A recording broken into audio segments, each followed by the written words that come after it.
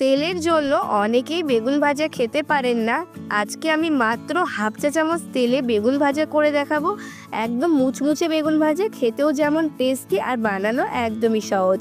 Hello বন্ধুরা, আমি শুভ্রার রান্নাঘরে বুড়িবোধ চ্যানেলে আপনাদের স্বাগত জানাই। চলুন তবে রেসিপিটা দেখে নেওয়া যাক।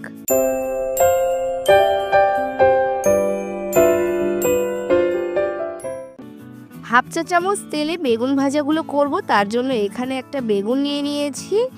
যে কোনো বেগুনে এই বেগুন ভাজাটা ভালোভাবে করা যাবে, তবে একটু বড় সাইজের বেগুন হলেই বেশি ভালো হয়।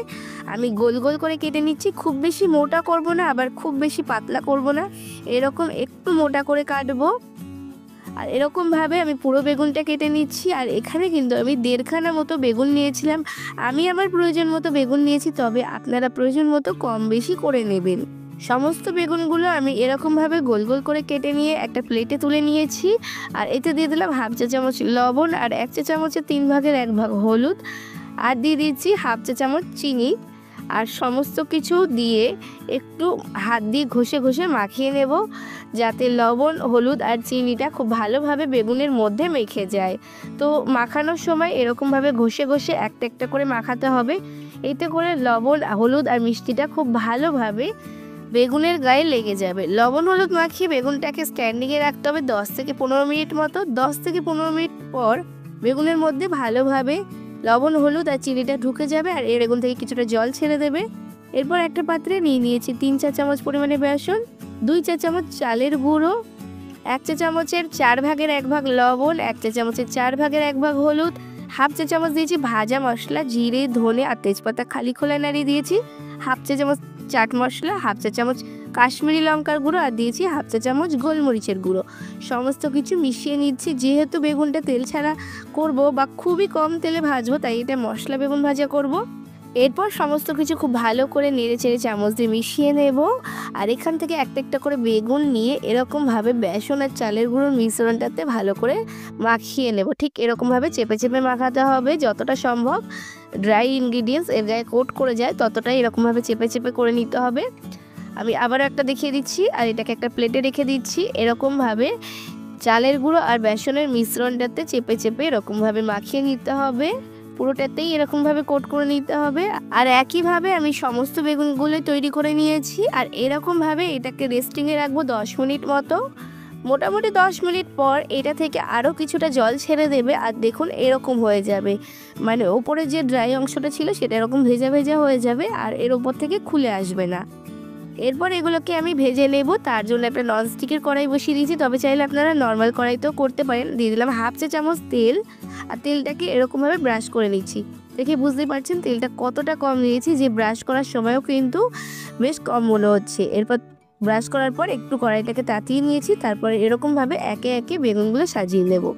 যদি আপনারা ননস্টিকের কড়াইতে না করে থাকেন, তাহলে একইভাবে ভালো করে কড়াইটাকে আগে তাতিয়ে নেবেন, তারপর তেলটা দিয়ে এরকমভাবে ব্রাশ করে তারপরে বেগুনগুলো দেবেন। এরপর ঢাকা চাপা দিয়ে 5 মিনিট মতো করে নেব। 5 মিনিট পর ঢাকা খুলে এটাকে পাল্টে দেব। যেহেতু তেল ছাড়া করব, তাই ঢাকা চাপা দিয়ে দিয়েই করতে হবে, তবেই কিন্তু বেগুনটা একদম ভেতর অবধি সফট হবে, একদম ভেতরটা নরম তুলতুলে আর ওপরটা ক্রাঞ্চি হবে।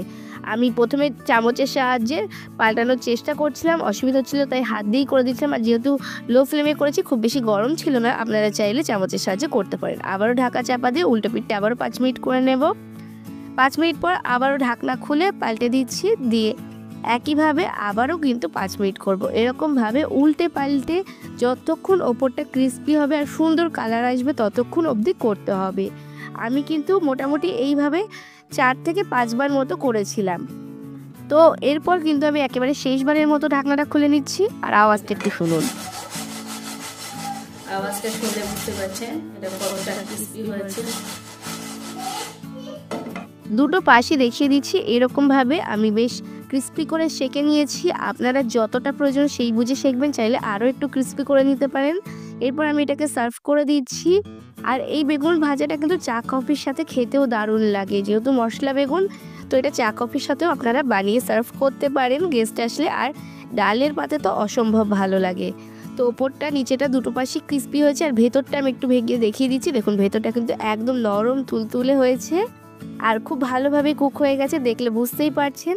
তাহলে বন্ধুরা আমার আজকের রেসিপিটা কেমন লাগলো অবশ্যই কমেন্টস করে জানাবেন। ভালো লাগলে লাইক শেয়ার করে অন্যদের দেখার সুযোগ করে দেবেন। আর যদি এখনও আমার চ্যানেলটাকে সাবস্ক্রাইব না করে থাকেন তাহলে তাড়াতাড়ি সাবস্ক্রাইব করে পাশে থাকা বেল আইকনে ক্লিক করে দেবেন, যাতে পরবর্তীকালে চ্যানেলে যখন নতুন কোনো রেসিপির ভিডিও আপলোড করব সবার আগে আপনাদের ফোনে নোটিফিকেশান পৌঁছে যায়। আজকে এ পর্যন্তই, আবার আসবো অন্য কোনো দিন অন্য কোনো রেসিপি নিয়ে। ততক্ষণ ভালো থাকবেন, সুস্থ থাকবেন।